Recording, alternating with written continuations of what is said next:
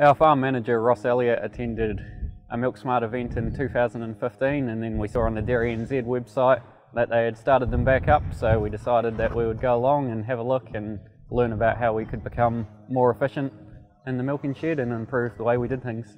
Our first issue was our cow flow. We were having trouble with the cows loading on and inconsistent use of the backing gate between different staff members. So to counter that, we put a couple of flags on the gate and made a good policy on how to use the gates properly.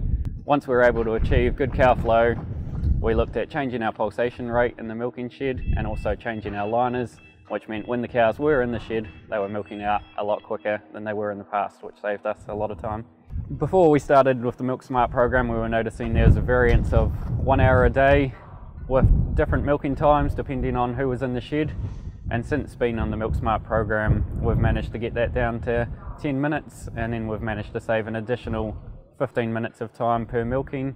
And then as we're coming into peak this season, we're hoping with the extra changes we've done over the winter period, we'll be able to save an additional hour a day in the milking shed. So we've received really good support through Dairy NZ. There's been 3 discussion groups so far this season, one of them which was hosted on our farm, which has really helped us have the confidence to go forward with the changes that we've made in the shed.